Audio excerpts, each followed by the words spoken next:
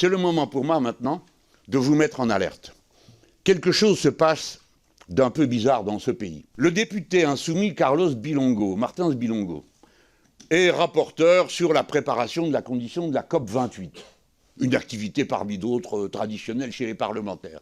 Le voici qui se rend là-bas, aux Émirats Arabes Unis, et dans son rapport mentionne le fait qu'il trouve surprenant, il n'accepte pas l'idée que le responsable de la COP28 soit lui-même un responsable d'une compagnie pétrolière. Il rentre et il s'est voué une haine apparemment absolument indépassable, et voici que se mettent en mouvement des services de renseignement qui noyautent ici, là, et en particulier l'administration française qui se met à pourchasser M. Bilongo pour une histoire assez confuse.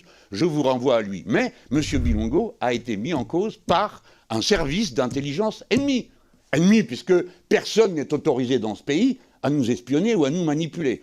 J'ai le souvenir heureux de M. Charles Pasqua, qui avait expulsé, je lui ai dit une fois, tu as expulsé 47 diplomates, Charles.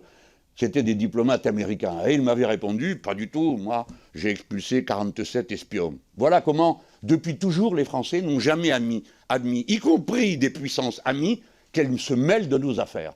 Par conséquent, nous avons protesté. Que s'est-il passé? Rien.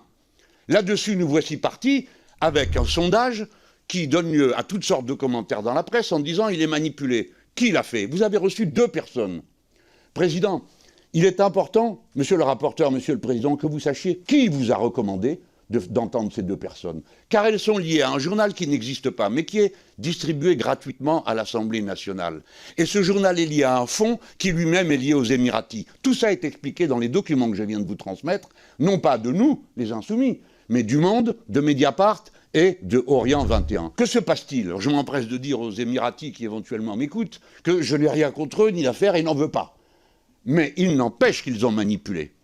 Ils ont manipulé et ils se donnent pour objectif, c'est l'objectif de ce journal, écran de veille, de provoquer des débats publics. Et c'est eux qui, par compétition avec le Qatar, ont imaginé qu'il fallait mettre en cause les frères musulmans pour mettre en cause le Qatar. Sans doute y a-t-il des frères musulmans en France, bien sûr. Il y a de tout en France, sur tous les sujets.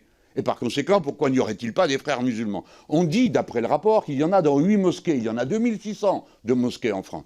Par conséquent, rien d'autre que ce qu'on doit regarder en faisant attention et surtout en évitant de se donner en spectacle pour donner de l'importance ou de la visibilité à des choses qui parfois n'en méritent pas, si on veut vraiment qu'elles n'en aient pas.